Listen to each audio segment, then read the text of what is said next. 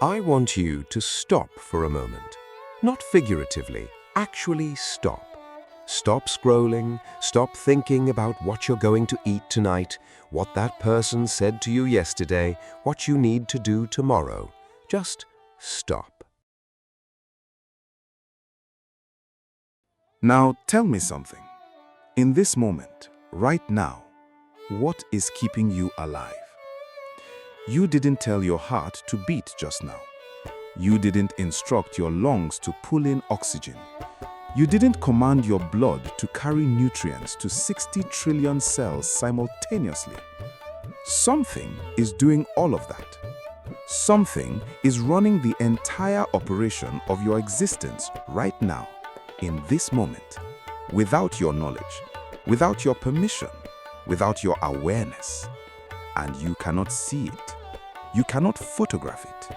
You cannot point to it. You cannot put it in a jar and show it to someone. But without it, you are nothing. Without it, none of this exists.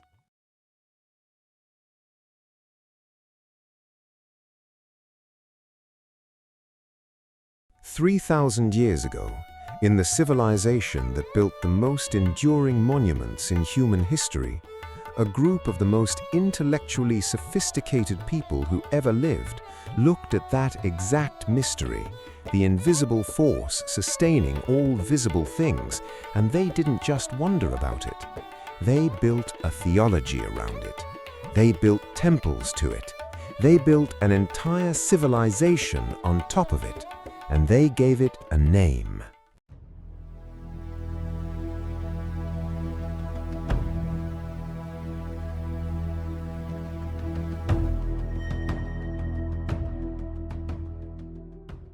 They called it Amun.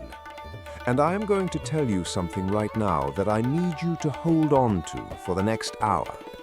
What those people understood about reality, about consciousness, about power, about the invisible architecture of existence is so far ahead of anything the modern world currently believes that it will genuinely disturb you. Not because it is strange, because it is familiar. Because somewhere beneath everything you've been taught, beneath every system that was built to make you forget, you already know this. My name is Amun-Ra, and today we are not studying ancient history. We are recovering something that was taken from us. I grew up in a world that taught me one thing above everything else: be seen, get noticed, build your platform, grow your audience, make your mark, leave your name on something permanent. The louder you are, the more real you become. The more visible your success, the more it counts. If nobody sees it, did it even happen? And I believed it. For a long time, I genuinely believed it. I chased the visible like everyone around me was chasing it. Metrics, recognition, the dopamine hit of being acknowledged. But here is the question that started eating at me. Look at the most powerful forces in the universe, not the flashiest ones, the most powerful ones. Gravity. Can you see it? No. You see its effects. You see the apple fall. You see the planet orbit. But gravity itself? Invisible. Completely, utterly invisible. What about the electromagnetic field that is passing through your body right now? Through the walls of the building you're sitting in, through the air, through everything, invisible. The quantum field that underpins all physical matter, invisible. The consciousness that is allowing you to understand the words I'm speaking right now, invisible. The most powerful things that exist cannot be seen, and the civilization of ancient Kemet, what the Greeks renamed Egypt, stripping it of its original identity in the process, understood this not as a curiosity, not as a philosophical footnote, but as the central organizing principle of existence. They said the real does not need to appear in order to dominate. The hidden governs the visible, the unseen sustains the seen, and the supreme expression of the divine is not the blazing thing you can look at, it is the silent thing that allows looking to happen at all. That was Amun. That is Amun. And I need you to understand something critical before we go any further, because if you miss this, everything else will seem like mythology, like entertainment, like a documentary about dead people who believed interesting things a long time ago. Amun is not a character. He is not a superhuman being sitting somewhere in the sky, making wishes about your life, granting wishes to good people and punishing bad ones. That is not what the people of Kemet believed, and every scholar who has told you otherwise, every textbook, every Hollywood film, every documentary that showed you Egyptian gods as supernatural personalities in a cosmic soap opera was either misinformed or deliberately misleading you. In Kemetic thought, there is a concept called netta, and netta does not translate to God the way we understand that word. Netta means a cosmic function, an operating intelligence, a principle that structures reality at a specific level of existence. Ra is the netta of light, of emergence, revelation, the visible becoming visible. Osiris is the netta of transformation, of death and resurrection, of continuity through cycles. Thoth is the netta of structure, of language, mathematics, knowledge, order. And Amun is the netta of the hidden, of the unseen foundation, the invisible source, the principle that must exist before anything else can exist. These are not personalities, these are functions of reality itself, described in a language so precise, so philosophically rigorous, that the ancient Greeks, who were genuinely sophisticated thinkers, traveled to Kemet specifically to study it. Plato studied in Kemet, Pythagoras studied in Kemet, Herodotus studied in Kemet. They went as students, and they came back claiming the discoveries as their own. But we'll come back to that. Right now, I want you to sit with one question, the question that will guide everything we explore today. If the most powerful forces in reality are invisible, if the things that actually govern existence cannot be seen, cannot be touched, cannot be photographed, then what does it mean that the most sophisticated civilization in human history chose as its supreme deity a god whose defining characteristic was that he could not be depicted? A god whose name literally means the hidden one. A god so fundamental that the Kemetic people said to draw him would be to limit him, to capture his image would be to reduce him, to name him fully would be to imprison him. What does it mean when a civilization at the absolute height of its power looks at the entire visible universe and says the real source of all of this is the one thing you cannot see? Hold that question. We're going inside it. Let me tell you about a city. Its Kemetic name was Waset. The Greeks, in their habit of renaming everything African to make it sound like it belonged to them, called it Thebes. You probably know it by a third name. Today, the ruins of its great temple complexes stand near a modern Egyptian city called Luxor. But I want you to forget all those names for a moment, because names carry baggage, and the baggage is going to get in the way of what I need you to feel. Imagine a city on the west bank of the Nile in Upper Egypt, southern Egypt, closer to the African heartland than to the Mediterranean coast. The desert pressing in on both sides, the river running through the center like a green vein through stone, and rising from the banks of that river, structures so vast, so precisely engineered, so deliberately designed to alter the consciousness of anyone who entered them, that even in their current state of ruin, thousands of years of looting, erosion, deliberate destruction and neglect, they still stop people cold. I've spoken to people who've been to Karnak, not Egyptologists, regular people, tourists, and almost every single one of them says the same thing. I wasn't prepared. I knew it was big, but I wasn't prepared for what it felt like to stand inside it. That feeling is not accidental. That feeling is the point. Because the temples of Waset were not places of worship in the way we understand that phrase today. They were not gathering places for congregations to hear sermons and sing hymns. They were not monuments to political power built to impress foreign dignitaries, though they certainly did that. The Kemetic temple was a machine, a precision-engineered metaphysical machine designed with one specific purpose: to create conditions in which a human being could directly perceive the invisible. Think about what that means. Every angle of every wall was calculated. Every astronomical alignment, and Karnak is aligned to the summer solstice sunrise with an accuracy that modern architects find humbling, was intentional. The proportions of the columns, the dimensions of the courtyards, the sequence of spaces from the massive public entrance pylons to the tiny, dark, intensely private inner sanctuary, all of it was a carefully designed progression. You entered through the outer pylon, which was enormous, sometimes 15 stories high, not to impress you, but to mark a threshold. You were crossing from one kind of reality into another, from the noisy, visible, contingent world of markets and politics and daily life, into a space governed by different laws. Each courtyard you passed through was smaller, more restricted, more quiet. The light diminished progressively as you moved inward. The space contracted, and at the very center of the entire complex, past all the halls, past all the chambers, past every layer of sacred architecture, was a room the size of a large closet, completely dark, containing a single object, the shrine of Amun. The innermost point of the most sophisticated religious structure in human history was a small, dark room containing something you could not see. This was not symbolic. This was the entire point. The Hidden One does not reveal himself in light and grandeur and spectacle.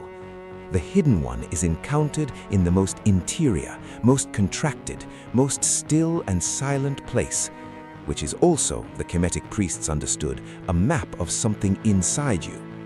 The outer courts are your busy, social, performative self. The inner sanctuary is the core of your consciousness. The silence at the center of the architecture is the silence at the center of your being. And Amun was there, in the dark, waiting. Now here is what I find genuinely astonishing about Waset, what I think gets lost when we talk about it in purely archaeological terms. This city became the spiritual and political capital of Kemet not through military conquest, not because one dynasty was powerful enough to impose it. It became the center because the theology it articulated was correct, because the principle of the hidden, the invisible source, the occult foundation of all visible reality resonated with the deepest metaphysical understanding the Kemetic mind had developed over thousands of years. Amun was not chosen for political convenience. The Kemetic people were too sophisticated for that. Amun was right, because when you think hard enough, long enough, deeply enough about what actually underlies existence, you inevitably arrive at the hidden, at the invisible, at the thing that must be there, sustaining everything, but that cannot itself be seen. And Waset became the place where that truth was made tangible, where you could walk into it, where architecture, geometry, ritual, and sacred sound combined to produce an experience of the invisible that was not metaphorical, not symbolic, not theatrical. It was real.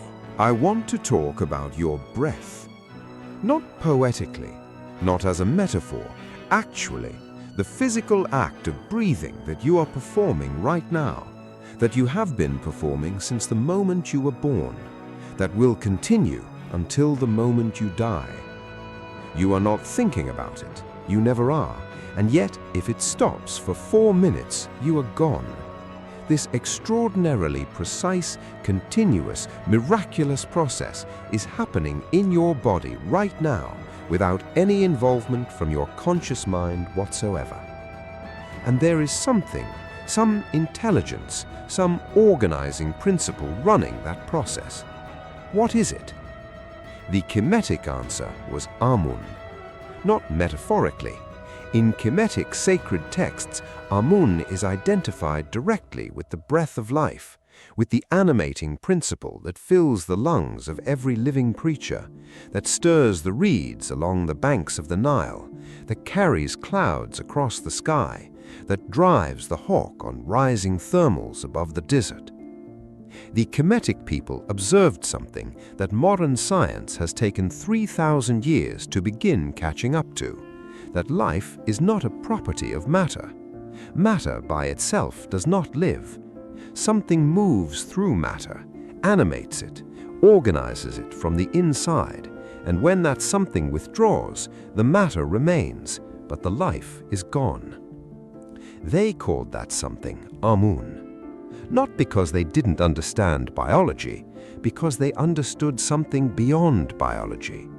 And here is the insight that I think is the most powerful, the most immediately applicable thing in this entire exploration. You cannot see the wind. You have never seen the wind. No one has ever seen the wind. What we see are the effects of wind, the bending of grass, the rippling of water, the scattering of leaves. But the wind itself, the moving air, is invisible. Amun is the divine as wind, as the invisible animating presence that is always there, always moving, always sustaining, and never, not once, visible in itself. This understanding does something very specific to the question of how you find the divine. If Amun is breath, then the connection to the divine is not somewhere distant.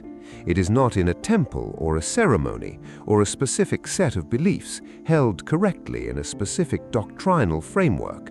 The connection to the divine is happening right now, in your lungs, in your blood, in the 60 trillion cellular processes occurring in your body this second. You are not searching for God. You are being breathed by God. And what the Kemetic initiatic tradition taught was simply this: become aware of it. The divine is not absent from your life. The divine is the condition of your life. The only question is whether you are paying attention. The Kemetic concept of Ka, often translated as soul, but more precisely understood as vital energy, the subtle animating presence that inhabits the physical body, is directly connected to Amun. Your Ka is a fragment of the universal breath, a local expression of the invisible animating principle. And what happens after death in Kemetic understanding is not the destruction of the Ka, but its return.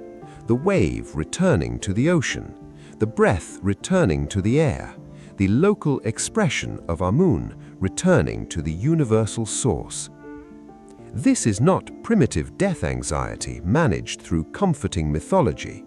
This is a sophisticated understanding of consciousness as a field, not localized in a body, not produced by a brain, not extinguished by physical death, that is 3,000 years older than the theories of consciousness that modern neuroscience is only now beginning to seriously entertain. There is a moment in Kemetic theological history that I want to walk you through, because it is one of the most intellectually extraordinary moments in the entire history of human thought, and almost no one talks about it this way. It is the fusion of Amun and Ra into Amun-Ra. I've heard this described as political syncretism, two cults merging for social convenience. I've heard it described as theological inflation, priests bigging up their deity by absorbing a more popular one. I've heard it described as confusion, as if the Kemetic people couldn't decide between two gods and just combine them out of indecision. All of those interpretations miss what was actually happening. What was happening was a philosophical breakthrough. Let me show you the logic. Ra is the sun, but Ra is not merely the physical star. Ra is the principle of emergence, of manifestation, of the invisible becoming visible. In Kemetic creation cosmology, Ra rises from the primordial waters of Nun, the undifferentiated void, the pure unformed potential before existence, as the first act of becoming. He is the first light. He is the first consciousness. He is the first differentiation. "I am," says Ra, and existence begins. Ra is real, Ra is powerful, Ra is undeniable. Every living thing on Earth depends on solar energy, and the Kemetic people knew this with a directness and intimacy that we, insulated by electric light and climate control, have largely lost. But then, the Theban theologians, and I want you to understand that these were not naive people, these were the most philosophically sophisticated minds of their civilization, working in a tradition of inquiry that stretched back thousands of years, asked a question. If Ra is the source of all manifestation, if Ra is the principle of becoming, then what is Ra's source? What allows Ra to emerge? What exists before the first light? Because Nun, the primordial void, is not intelligent. Nun is just undifferentiated potential. It does not have intention. It does not have direction. Something must be present within Nun, organizing it, moving it toward creation rather than perpetual formlessness. Something must intend the sunrise. And that something, the intelligence within the void, the organizing principle that precedes all manifestation, the intention that transforms chaos into cosmos, that is Amun. Amun is the source of the source, the hidden principle behind the visible principle, the silence that intends the first word.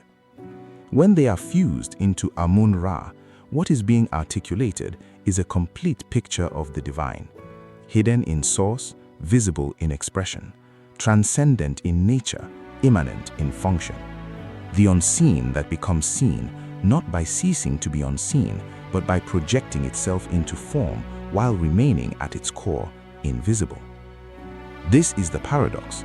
Amun-Ra is the blazing sun and the absolute darkness simultaneously. He is everywhere and nowhere. He is the most visible thing in the sky and the most hidden principle in reality.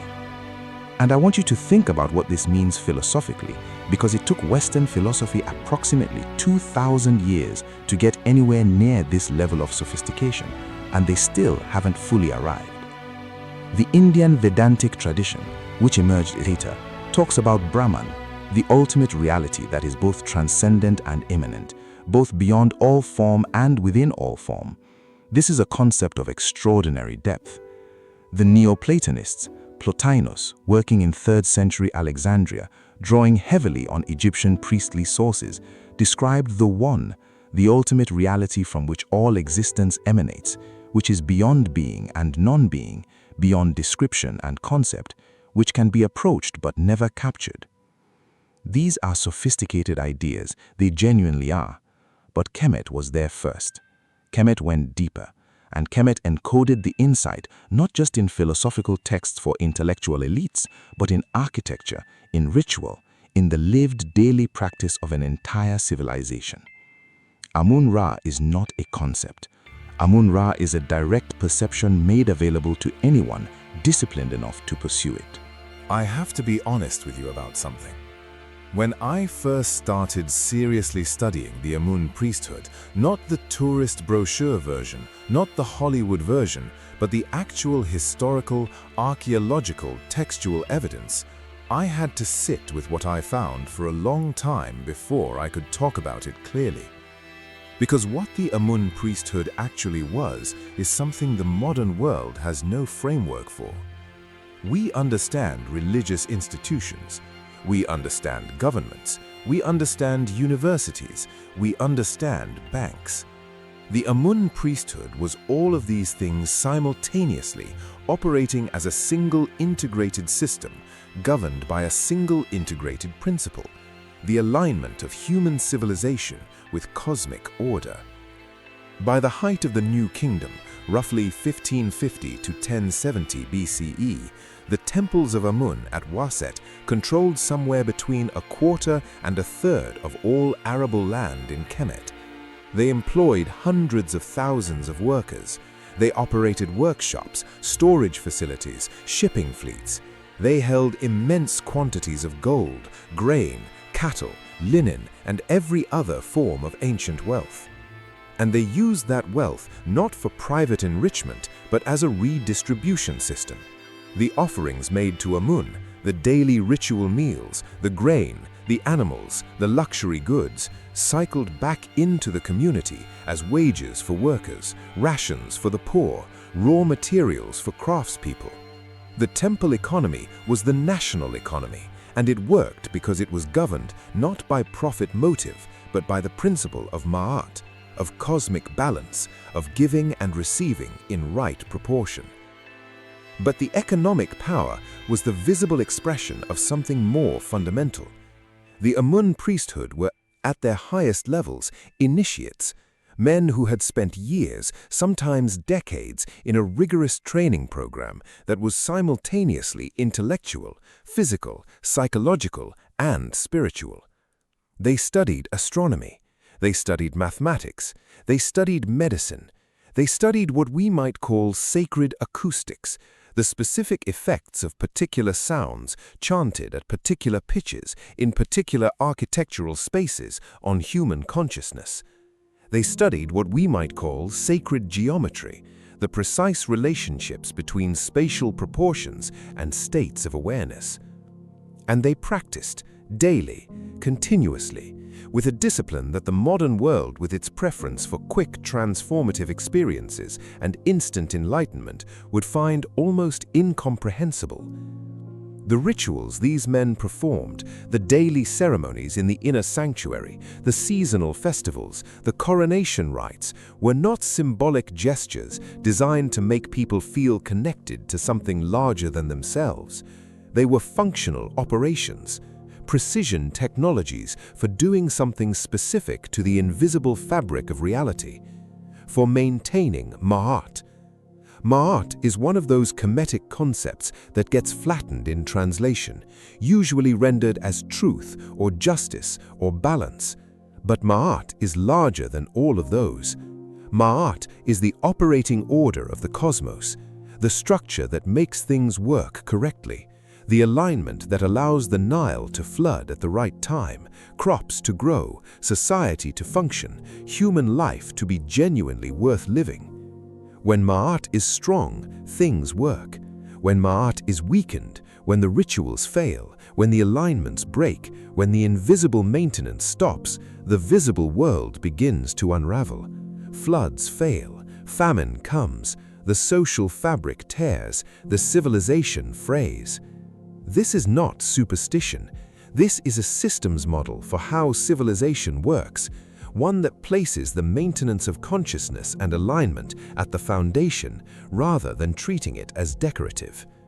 The priesthood understood that visible problems have invisible causes, that a failing harvest is not just an agricultural problem, it is a symptom of a deeper misalignment, a breakdown in the relationship between human activity and the natural order it depends on, and that the solution to visible problems must begin in the invisible, in the rituals, the alignments, the maintenance of the sacred technologies that keep the whole system resonant. Now, here is the part that most historians gloss over because it makes them uncomfortable. The Amun priesthood also legitimized kings. No Kemetic pharaoh ruled without the endorsement of Amun, conveyed through his priesthood. The coronation ritual at Karnak was the moment when a human being was transformed into a divine vessel, when the man became the son of Amun-Ra, the living axis between heaven and earth, the embodiment of Ma'at in human form. Without that ritual, without that declaration from the priesthood, the king had no cosmic legitimacy. He might have had armies, he might have had political alliances, but he did not have the invisible backing that made his rule not just legal, but real in the deepest sense. And this created something extraordinary, a civilization where political power was genuinely accountable to spiritual authority, where the king, however powerful, however militarily dominant, had to maintain his relationship with the invisible, had to demonstrate his alignment with cosmic order or risk losing the mandate that made his rule legitimate. And I think about that in contrast to the world we live in today, where political power is accountable only to other visible powers, to money, to military force, to the opinion of voters who are themselves largely governed by what they can see. And I think something has been lost, something important, something we used to understand and have forgotten. I want to take you somewhere now that most documentaries about ancient Egypt never go. Past the temples, past the priesthood, past the politics and the history.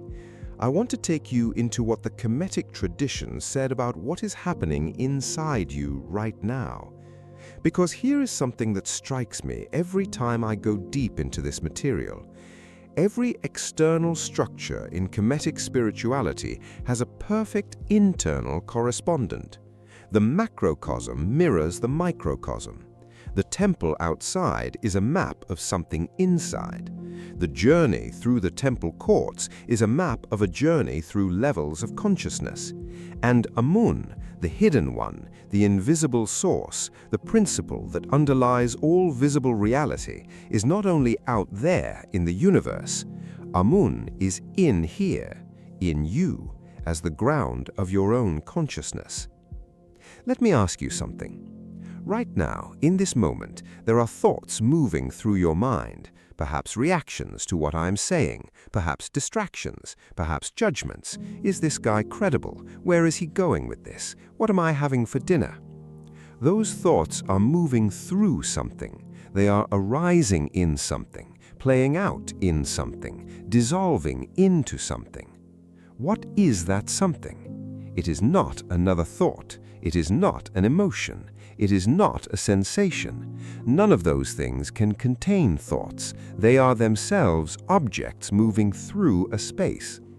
There is an awareness, a silent witnessing presence that perceives all of these mental events without being identical to any of them. You have it right now. You've had it your entire life. You've had it in deep dreamless sleep when all thoughts and sensations and emotions were absent, and yet something persisted. Something remained aware enough to notice the absence, to register it as rest. That awareness is what the Kemetic tradition pointed to when it pointed to Amun within. The hidden one is not external. The hidden one is the ground of your own consciousness, the silent substrate, the invisible foundation that allows you to be aware at all. And the initiatic path of Kemet, the long, disciplined, often brutal process of personal transformation that the priesthood maintained and transmitted, was ultimately a path toward recognizing this, not believing it as a doctrine, not accepting it as a nice idea, actually seeing it, actually experiencing the invisible ground of your own being as the same invisible principle that sustains all existence. The outer temples were preparation for the inner temple. The outer ritual was preparation for the inner recognition. And the recognition was not comfortable, because to discover the hidden ground of your own consciousness, you first have to stop identifying with everything that is not it. Your thoughts, not it. Your emotions, not it. Your social role, your accomplishments, your reputation, your history, your relationships, not it, not it, not it. Everything you use to answer the question, who am I? All of it is contingent, constructed, temporary, visible.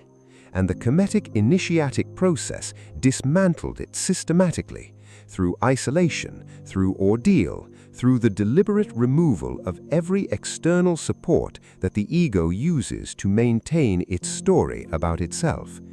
And when it was gone, when the ego had been stripped to its foundations and the initiate sat in the darkness, unable to locate themselves in anything external, what remained? Awareness, silent, still, invisible, permanent. What remained was Amun. What remained was the hidden one, revealed by the absence of everything that had been hiding him. I find this staggering every time I come back to it, because we are talking about a civilization that 3,000 years ago developed systematic methods for producing direct, experiential recognition of the ground of consciousness. Not belief in the ground of consciousness, not philosophical conviction that the ground of consciousness must exist. Direct perception, immediate experience, the kind of knowing that cannot be argued with, cannot be taken away, cannot be forgotten. The kind of knowing that every major contemplative tradition in every culture that has ever seriously pursued the inner life has concluded is the only thing that permanently transforms a human being. I need to say something now that the standard Western narrative about ancient Egypt will never tell you. Kemet was not alone. The magnificent civilization on the Nile, with its temples, its theology, its sophisticated understanding of consciousness and cosmic order, did not exist in isolation. It was not a miraculous exception to an otherwise primitive African continent. It was the northern expression of something vast, something deeply interconnected, something that ran from the Mediterranean coast all the way into the sub-Saharan interior. And Amun is the clearest proof of that continuity.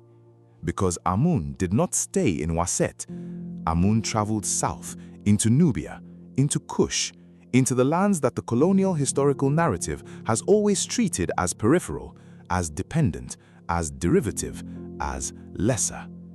The relationship between Kemet and Kush is one of the most complex, most layered, most mutually defining relationships in all of ancient history. They traded, they fought, they intermarried, they competed for the same resources and shared the same gods and spoke related languages and buried their dead in similar ways. And crucially, they did not relate to Amun in the same way that a colonized people relates to an imposed foreign deity. The Kushites did not receive Amun reluctantly. They did not tolerate his temples as colonial architecture. They adopted him with the enthusiasm of people who recognize something already true in their own worldview being articulated in a new form. Because the principle of the hidden, the invisible source, the unseen ground of all visible reality was not an Egyptian invention. It was an African insight, one that found expression in Kemet, in the theology of Amun, and found expression in Kush in its own forms, and continues to find expression across the African continent in ways that scholars are only beginning to map.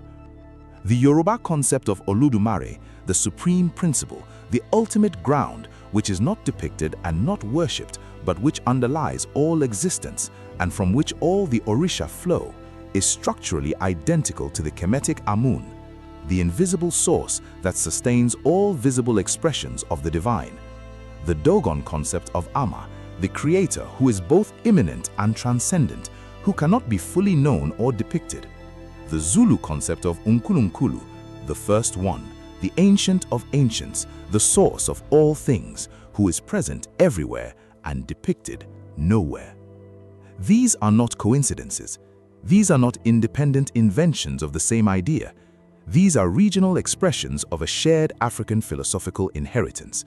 The same understanding of reality, articulated in different languages through different symbols in different historical contexts.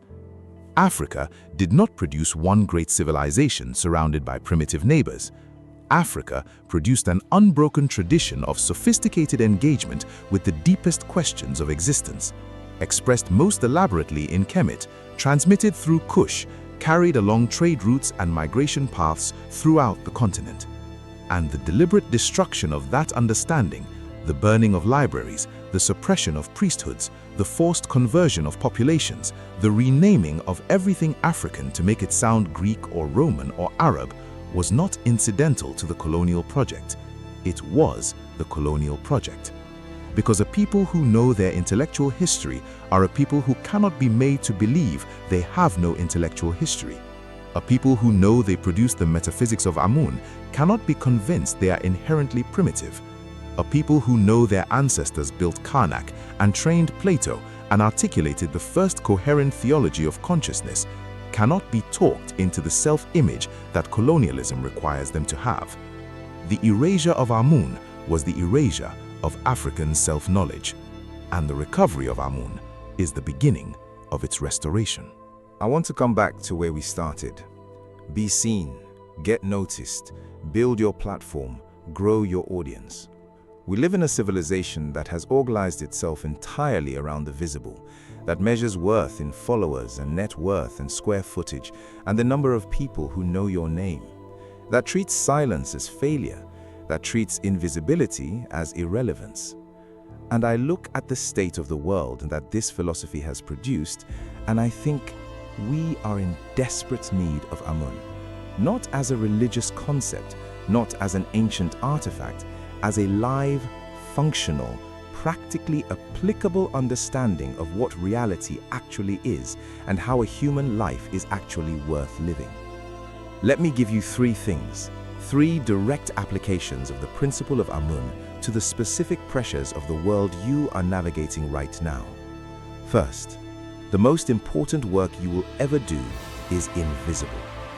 The healing you do in therapy, in honest conversation, in the dark at 3 in the morning, when you're finally willing to look at the thing you've been avoiding, invisible. No one will see it, no one will like it, no one will repost it, but it is the most real work you will ever do, because everything visible that you build is only as strong as the invisible foundation you've built it on. A life constructed on unresolved wounds is a Karnak built on sand. The invisible maintenance is not optional, it is primary. Second, power that announces itself is already compromised. This is something the Amun priesthood understood with absolute clarity, and it is something that every genuinely powerful person I have ever observed understands in practice. The person who needs to tell you how powerful they are isn't. The person who needs the room to acknowledge them before they can function hasn't found their ground yet. True authority doesn't require performance. It is felt before it is announced. It occupies space without demanding space. And it comes from being rooted in something invisible, in a clarity about who you are and what you stand for that doesn't require external confirmation. Amun was the supreme god of the most powerful civilization on earth, and he was the one who refused to be depicted. Third, you are being sustained by something you cannot see. This one I come back to personally more than any other. On the days when everything visible in my life feels uncertain, when the projects aren't going the way I planned, when the relationships are complicated, when the future looks opaque, there is something that I find steadying in this truth, that underneath all the visible uncertainty, something invisible is holding things together. Something is beating my heart. Something is running my immune system. Something is maintaining the physical basis of my existence with a care and precision that I could not replicate consciously if my life depended on it. That something doesn't need my anxiety. It doesn't need my frantic planning. It just needs me to get out of the way enough to operate. The Kemetic people would say, that something is Amun. And the practice of Amun is not worship in the sense of flattery and appeasement, it is alignment. It is the daily practice of getting still enough, quiet enough, attentive enough to feel the invisible ground beneath the visible turbulence, and then making decisions from that ground rather than from the turbulence. We started with a simple question. What is keeping you alive right now? And the answer that a civilization of extraordinary brilliance arrived at 3,000 years ago after millennia of rigorous inquiry into the structure of existence is this: something invisible, something that cannot be captured in stone or image or name, something that was there before the first light, something that will be there after the last star goes cold, something that is moving through your lungs right now in the act of breathing, something that is looking out through your eyes as you read these words. The hidden one, Amun. Not a deity to be appeased, not a character in an ancient story, a principle to be recognized, a reality to be woken up to. The most fundamental thing that is, which is also the most consistently ignored, the most systematically obscured, the most urgently needed insight in the noise and spectacle and desperate visibility of the world we currently inhabit. The Kemetic people built temples to this understanding that are still standing after 4,000 years. They trained generations of human beings to directly experience the invisible ground of consciousness. They encoded the entire architecture of a civilization, its politics, its economy, its art, its science, its governance, around the recognition that the visible depends on the invisible, that the manifest depends on the unmanifest, that the sun itself is sustained by the silence from which it rises. And then that civilization was conquered, and its temples were looted, and its priesthood was suppressed, and its knowledge was either burned or stolen and relabeled as someone else's discovery. But here is what they could not take. They could not take the breath. Amun is the breath, and as long as you are breathing, as long as any human being is breathing, the principle of Amun is alive. The hidden one is present. The invisible ground is here. And the door back to that recognition, the door the Kemetic people built their entire civilization to hold open, is still open. All you have to do is get quiet enough to step through it.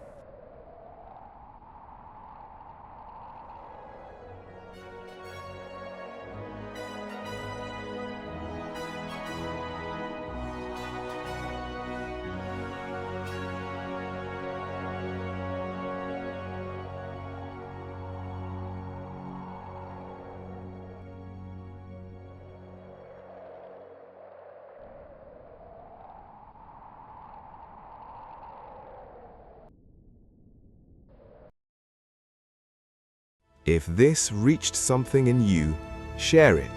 Not for the numbers, because someone you know is ready for this, and you are the reason they find it. Subscribe. New work drops weekly, and none of it will ever be loud.